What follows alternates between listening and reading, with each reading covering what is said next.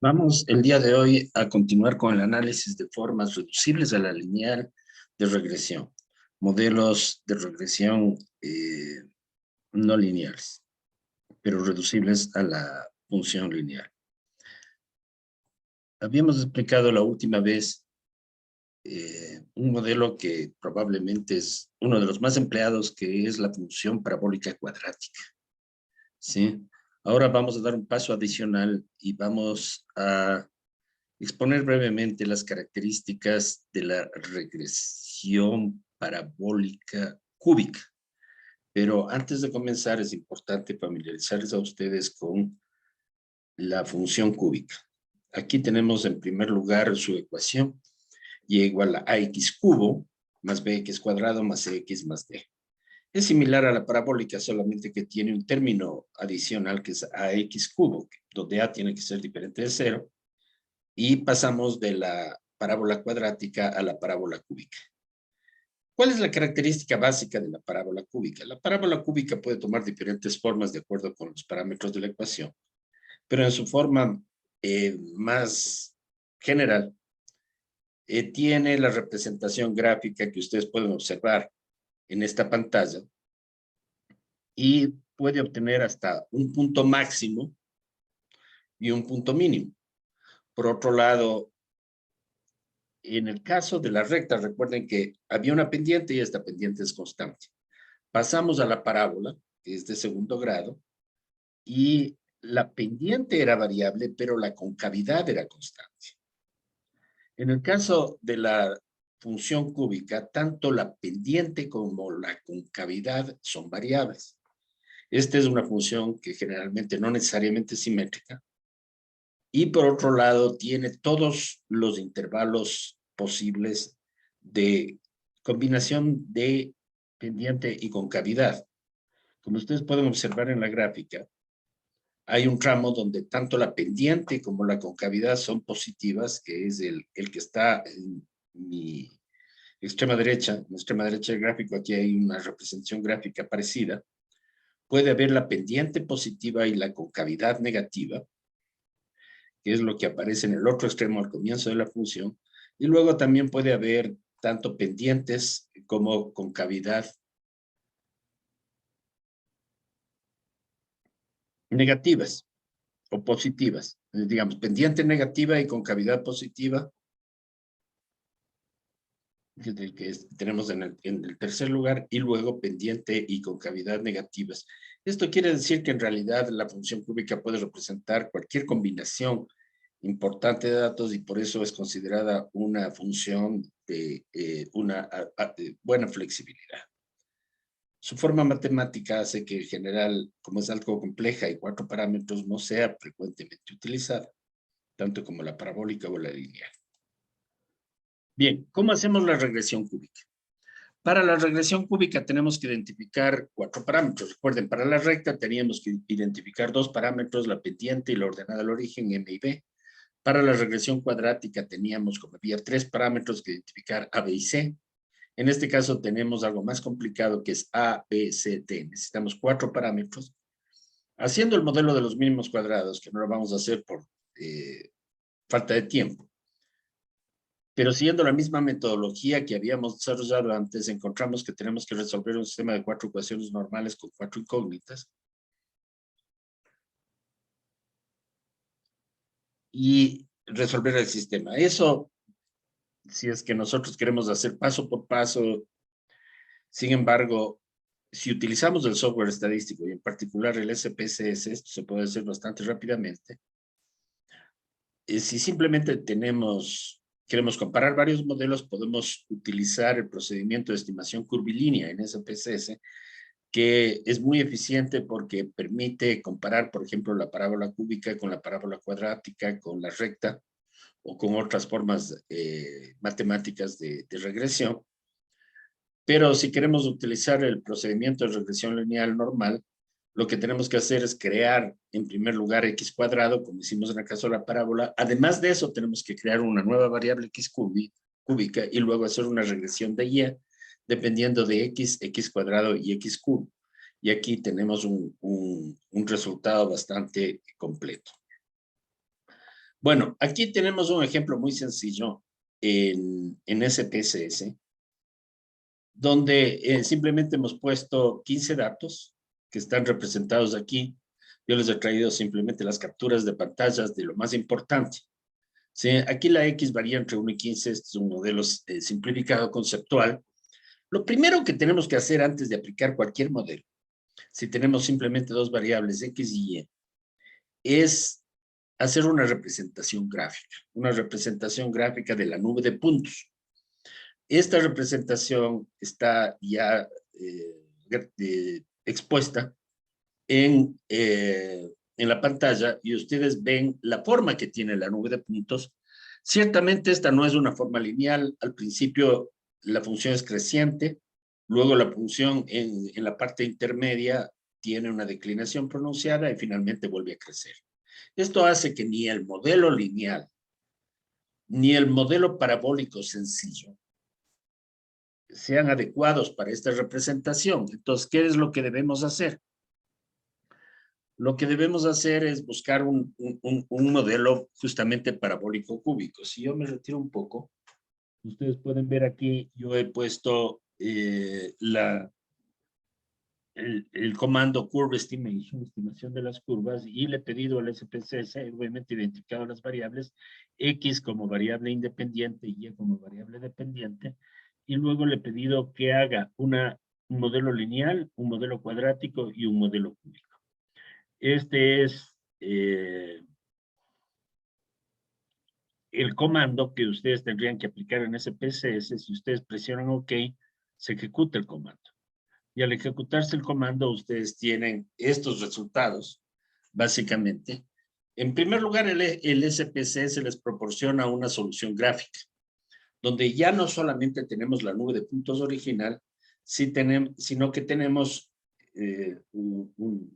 una graficación de las tres funciones que yo le pedí al programa. En primer lugar, la lineal. En segundo lugar, la parabólica cuadrática, que está con líneas y puntos. Y en tercer lugar, la parábola cúbica, que está con líneas suspendidas. Bueno, en este análisis podemos observar visualmente que los puntos que están representados en azul pasan en general bastante alejados de la función lineal. Por consiguiente, si bien la función lineal me dice que en el conjunto total hay una tendencia decreciente de Y respecto a X, de ninguna manera me captura la complejidad del fenómeno.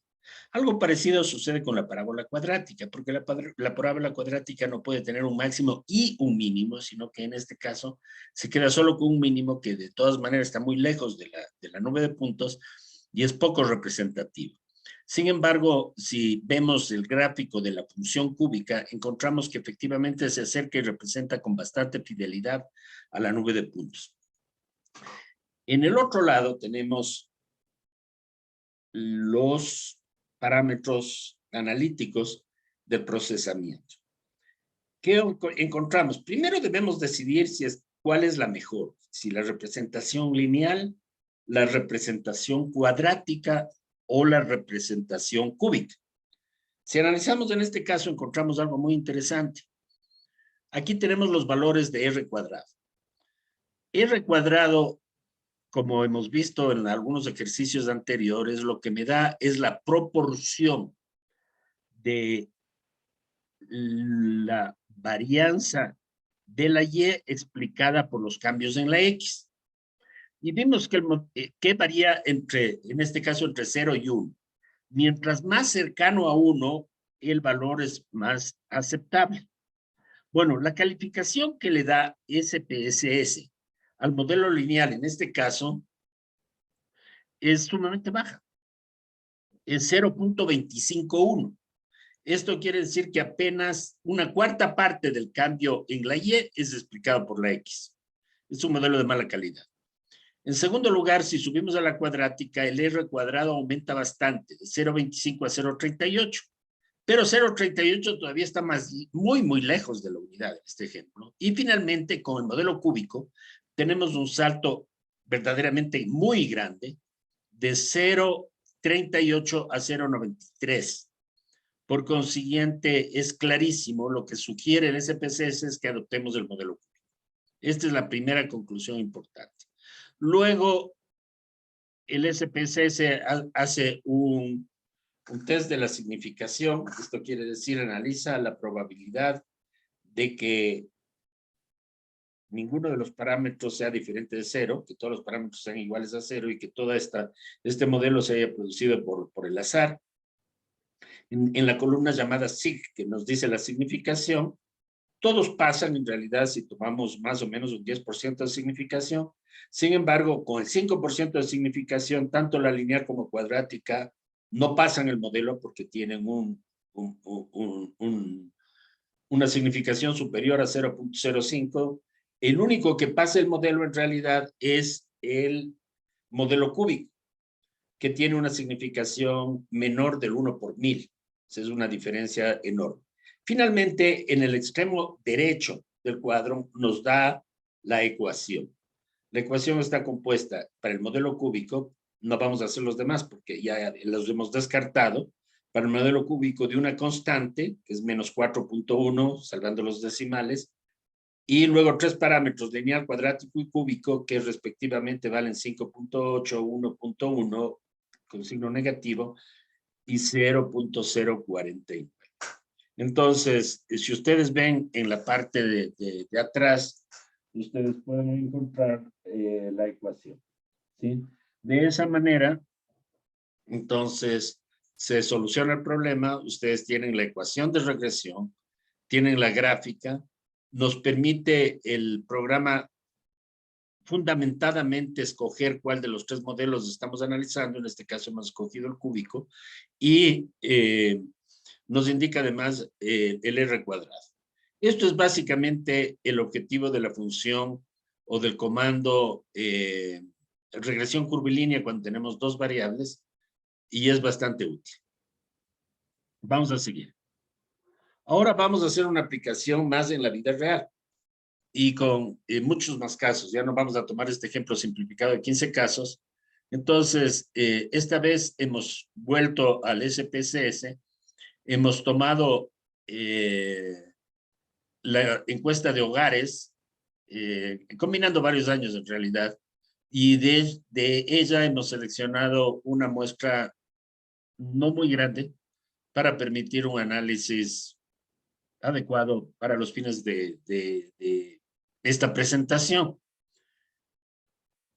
Procesando la encuesta, nosotros hemos obtenido el salario mensual de un trabajador que le vamos a considerar como variable dependiente. Y vamos a tratar de analizar en este curso algunos de los predictores del salario. Hay muchos. O sea, variables que pueden permitir de alguna manera explicar los cambios en el salario.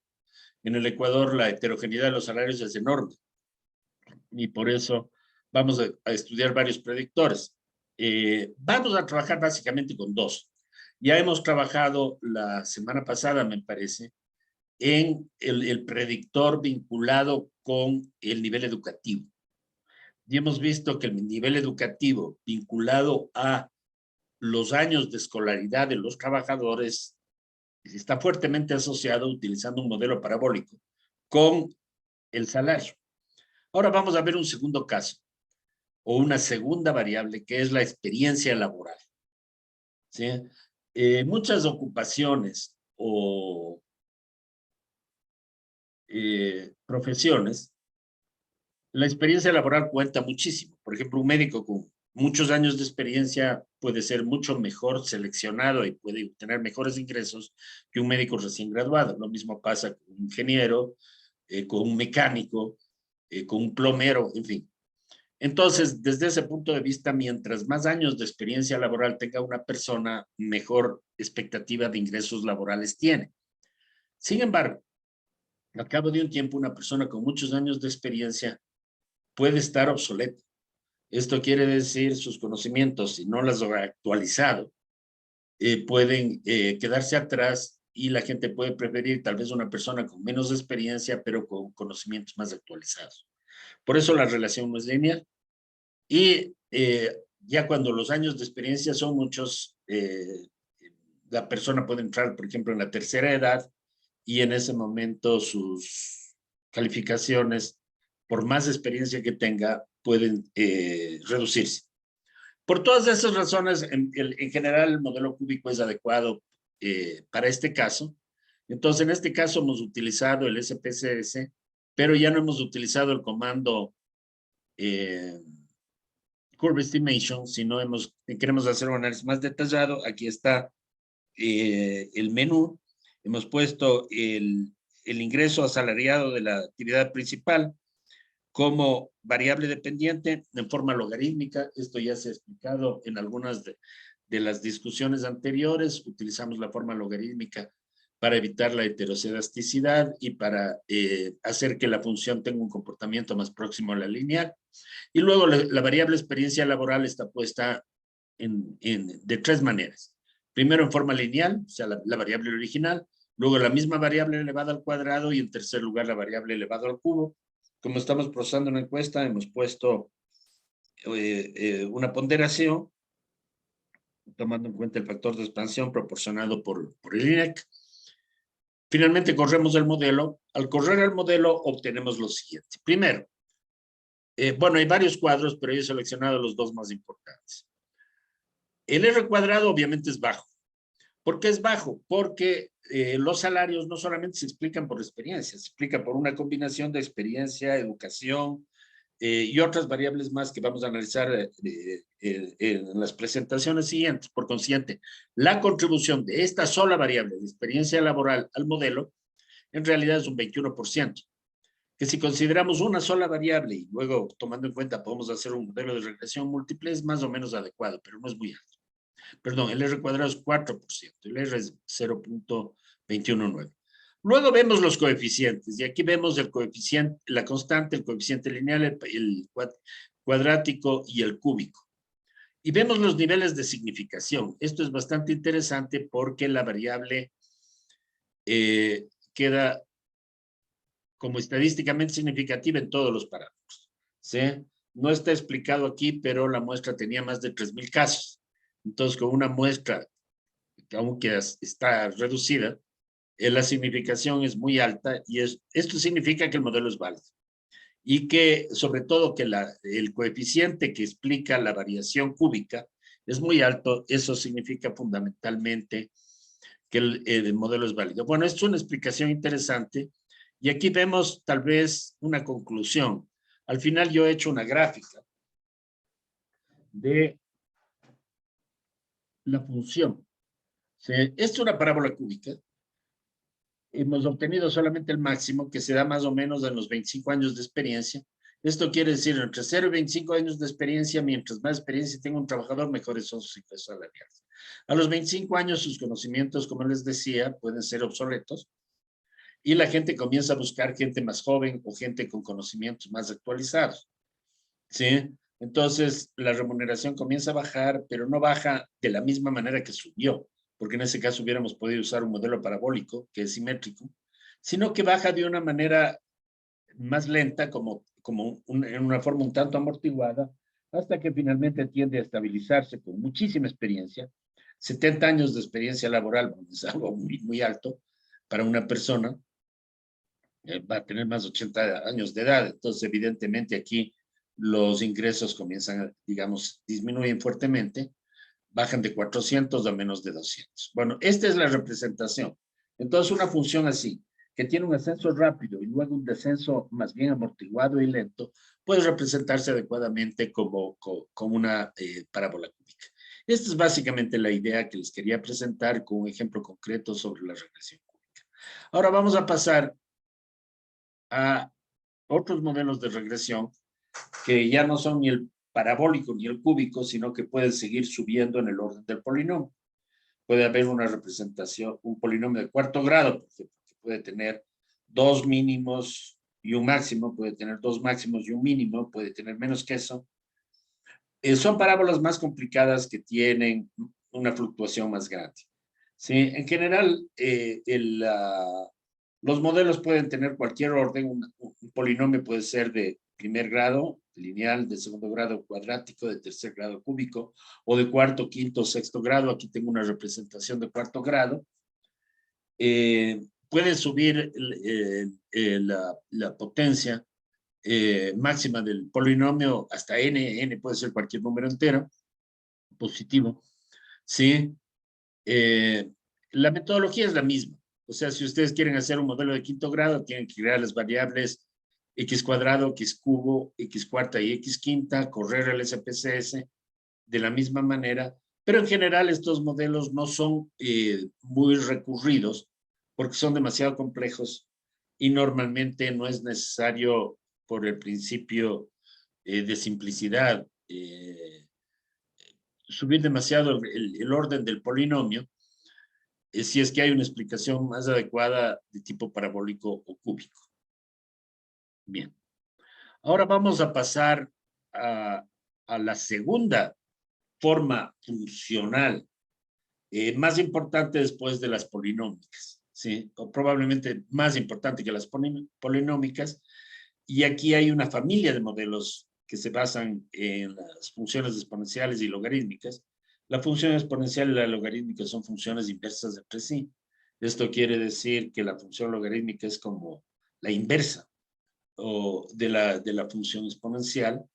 Tienen la misma estructura matemática, pero vamos a comenzar con la forma más simple de la función exponencial. Entonces, ¿cuándo se aplica un modelo exponencial? Normalmente una variable puede tener un cambio, por ejemplo, crecer a lo largo del tiempo, pero de tal manera que este cambio no sea lineal, es decir, no todo, si estamos hablando de años, no todos los años crecen en la misma magnitud. En ese caso sería una función lineal, sino que si, por ejemplo, hablamos de la población o de la economía, si la población es pequeña, crece lentamente. Un pueblo de 100 habitantes, si crece al 10% anual, solo crecen 10 habitantes de un año para el otro. Pero si el pueblo tiene 1.000.000 de habitantes, el 10% de 1.000.000 es 100.000. Entonces, si la población es grande, el crecimiento absoluto es grande. Si la población es pequeña, el crecimiento absoluto es pequeño. Entonces, en este caso estamos hablando de funciones que crecen de una manera proporcional a la población en cada momento, en un punto dado. Esa es la característica básica de la función exponencial. Su crecimiento es proporcional a la cantidad presente. ¿Qué aplicaciones tiene la función exponencial? Muchísimas. Sí, una de ellas, que ya les he mencionado, es el crecimiento poblacional, por lo menos en el corto plazo, que sigue normalmente una función exponencial, el crecimiento de la economía.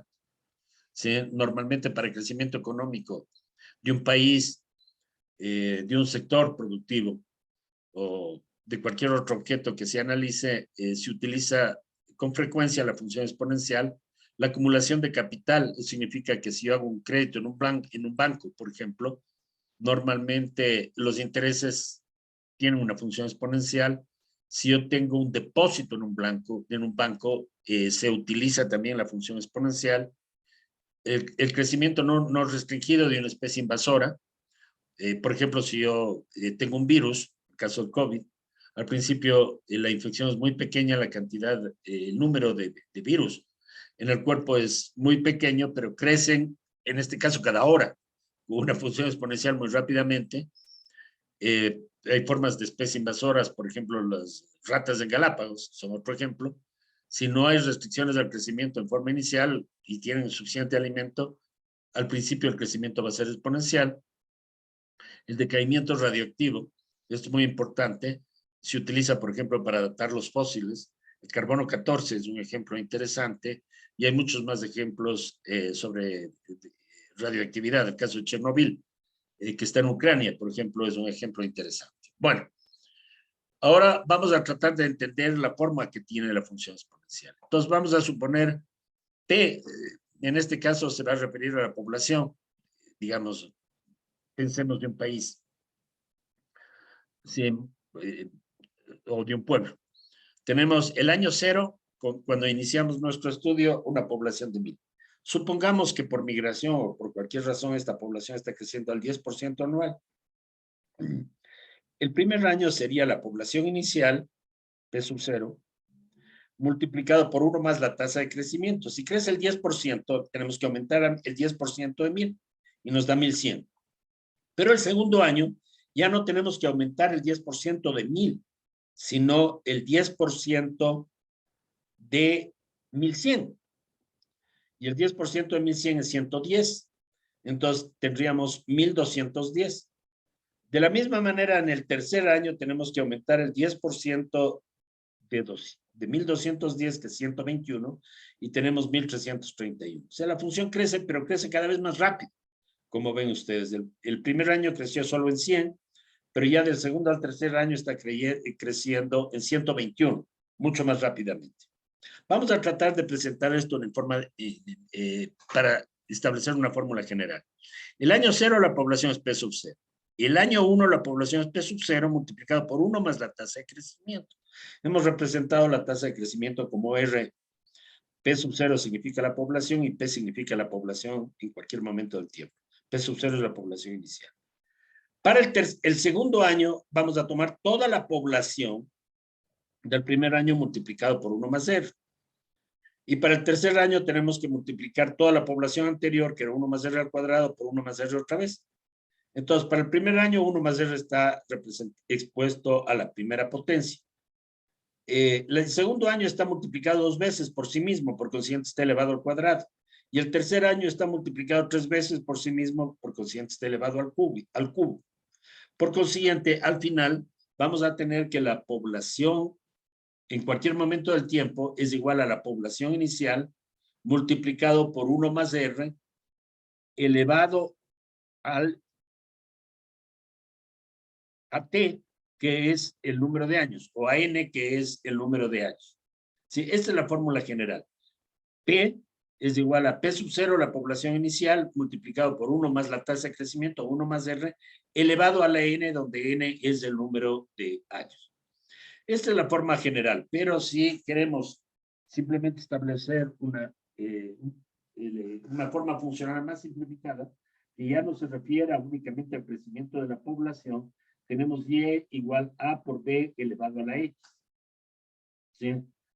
Donde A es una constante, que en este caso es P sub 0, y 1 más R es representado por una variable B. Esta es la forma general de la función exponencial.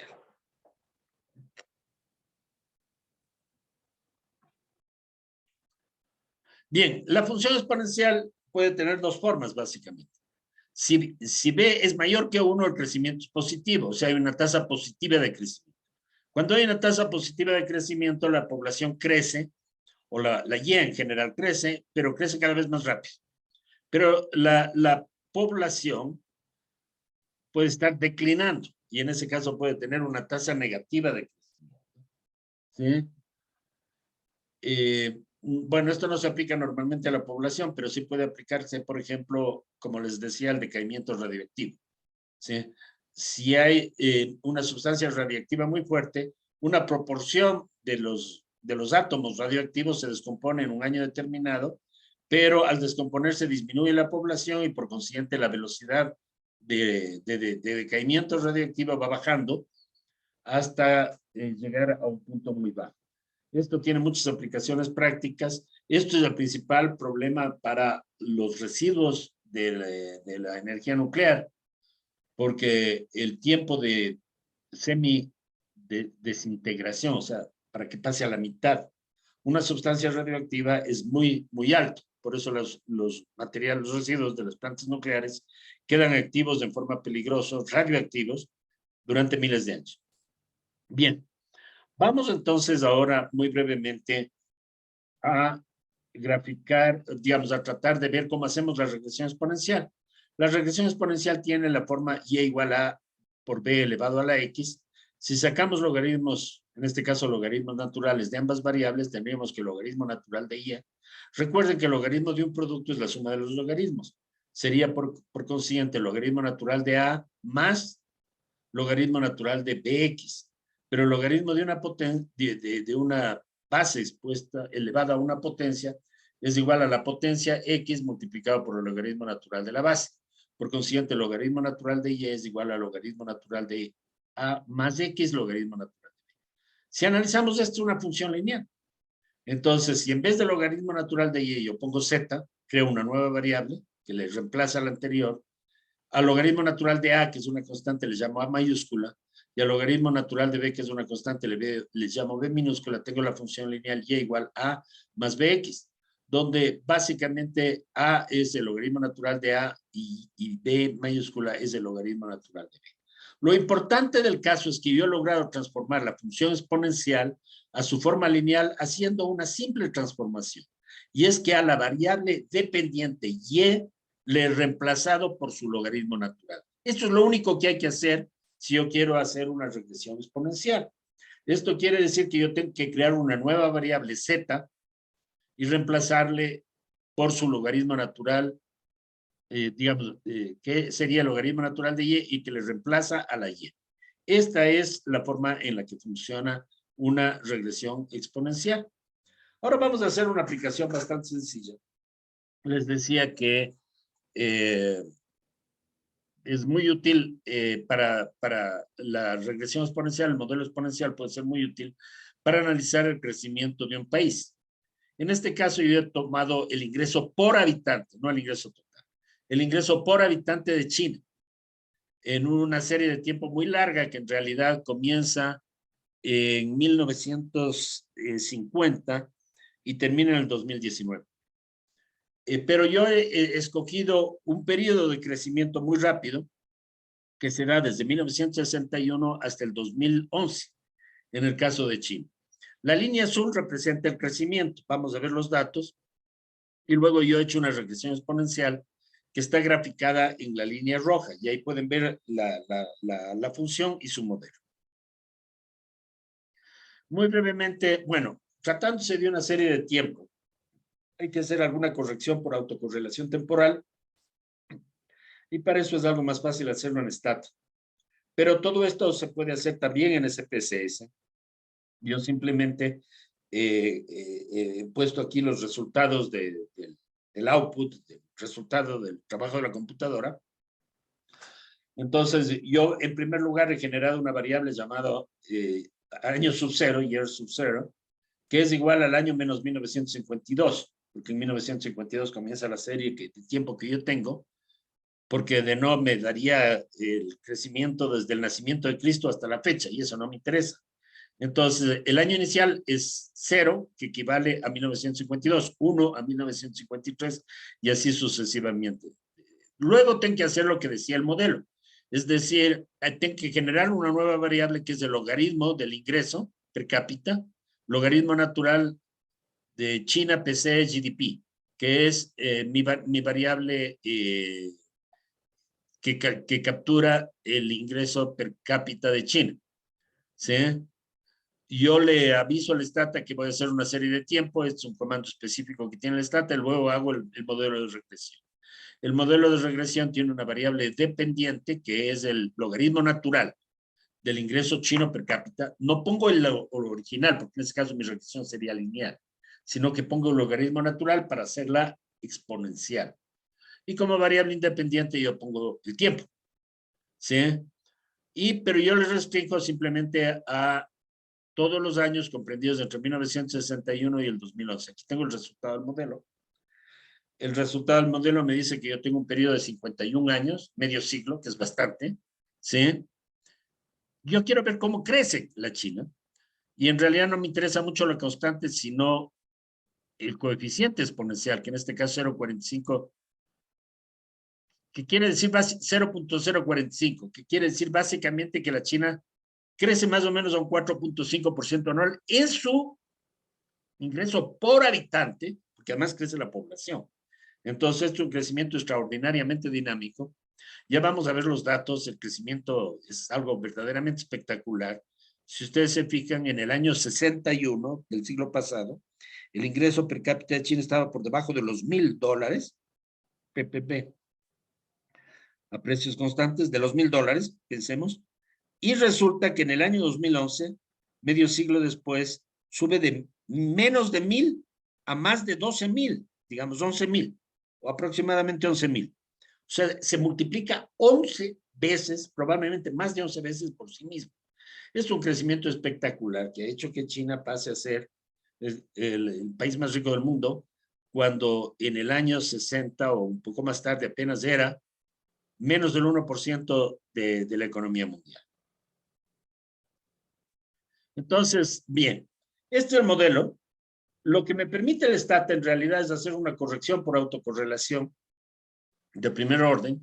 Y aquí hay un comando que se llama el price, que no les voy a explicar en detalle, que básicamente es lo mismo. Hago el modelo, pero con corrección. Y aquí me sale el modelo corregido por los errores de autocorrelación en el tiempo. Y el coeficiente que me interesa, que sube de 0,45 a 0,49, muy poquito. Hago la transformación inversa a la logarítmica para sacar tanto el valor, porque recuerden que aquí estoy trabajando solo con logaritmos, tengo que pasar a los datos reales, entonces para eso utilizo e elevado a este valor, lo que me da en realidad 1 más r, que en este caso es 1.05. Esto quiere decir que de acuerdo con la última versión de mi modelo, el ingreso por habitante en la China los últimos el último medio siglo ha estado creciendo a un ritmo del 5% anual. Por eso ha aumentado como 12 veces en 50 años. Y aquí 569.5 es simplemente el ingreso inicial estimado para el año 1952. O sea, el ingreso chino, que era de $500 por persona en 1952, pasó a ser $11,000 por persona en el año 2011 y obviamente sigue creciendo, pero a un ritmo un poco más bajo. Este es el resultado del ejemplo opuesto. Les decía que el SPC se puede hacer básicamente lo mismo, pero en este caso utilizar el Stata, que es un poco más eficiente para hacer esta correlación, esta corrección. Bueno, voy a hablar un segundo muy brevemente sobre la regresión logarítmica. La función logarítmica está representada en el gráfico de la derecha. Es parecida al exponencial, solamente que tiene una característica inversa. ¿Esto qué quiere decir? Que es también una función creciente en su modelo más general, pero el crecimiento, en lugar de ser cada vez mayor, que es el caso del exponencial, es cada vez menor. Es una función que se amortigua en el tiempo, que tiende a detenerse, aunque no alcanza, siempre sigue creciendo, pero cada vez crece más despacio. ¿Sí? Entonces es una función monótona creciente con concavidad negativa. La función general es y igual a, que es una constante cualquiera, más b multiplicado por logaritmo natural de x. Si en lugar de poner logaritmo natural de x yo pongo una nueva variable z, me queda y igual a más bz, que es la forma en la que yo transformo la función logarítmica a una función lineal. En este caso no tengo que reemplazar la y por su logaritmo, sino la x por su logaritmo, y el procesamiento es similar. Por razones de tiempo no nos vamos a detener mucho en este modelo, pero es bastante sencillo. Y finalmente yo quiero hablar unos muy pocos minutos sobre el modelo logístico de regresión, que se da cuando vemos un periodo muy amplio de tiempo. Es el caso, por ejemplo, de las especies invasoras. Al principio, digamos, las ratas en una isla de Galápagos entran, se multiplican mucho, hasta que ya se comen todos los huevos de tortuga y todo el alimento que pueden encontrar. Y finalmente el alimento comienza a escasear, entonces llega un momento en que la reproducción de las ratas ya no puede mantenerse irrestricta, porque no hay suficiente alimento en la isla para ellas y alcanzan un punto de saturación. Este es más o menos el modelo. Yo lo he aplicado también al crecimiento de la población en el largo plazo. ¿Por qué? Porque la población inicialmente crece, pero luego en el presente siglo hay una declinación muy fuerte de las tasas de crecimiento de la población humana debido a formas de control, distintas maneras de control de la natalidad y una disminución de la tasa global de fecundidad. Por consiguiente, se sigue una función exponencial. Le he aplicado al caso ecuatoriano. Aquí tengo los puntos desde 1950 hasta el 2010, 60 años de censos. En el año 50 la población del Ecuador era de 3 millones de habitantes y en el último censo, que fue el 2010, había subido a 14 millones de habitantes. Es decir, de nuevo, es un crecimiento básicamente exponencial. Pero sabemos que en el futuro ese crecimiento va a tender a amortiguarse, de acuerdo con modelos que han hecho los demógrafos. Por eso utilizamos una función de tipo logístico. Bueno, esto se puede correr utilizando el comando de estimación curvilínea en el SPSS, muy fácilmente hay que proporcionar el tope máximo, es decir, como un resultado adicional, hay que ponerle, antes de correr el modelo logístico, el máximo que se va a alcanzar. En este caso son 24 millones y medio de habitantes, que es lo que estiman los demógrafos que será la población del Ecuador, más o menos a fines del siglo XXI. El modelo ha corrido, miren que el modelo lineal me da un buen ajuste, que es 0.983, pero el modelo logístico me da un ajuste realmente excepcional, que es 0.999. No vamos a entrar en los detalles porque la ecuación del modelo logístico es bastante complicada y requería mucho más tiempo la explicación, pero aquí tienen la gráfica, construida de nuevo con Maple desde el año 1900, a partir de la ecuación desarrollada en SPSS, y tenemos aquí desde el año 1900 hasta el año 2050 sería la proyección futura del crecimiento poblacional en Ecuador. Al final, como ven ustedes, desde más o menos fines del siglo XXI, vamos a tener una tendencia a que la población se estabilice alrededor de cerca de los 25 millones de habitantes. Eso si no hay restricciones provocadas por algún problema muy serio ocasionado, por ejemplo, por cambio climático o cualquier otra dificultad. Bueno, esto es entonces el resultado. Aquí tienen la ecuación es un poco complicada y con eso terminamos la presentación por el día de hoy.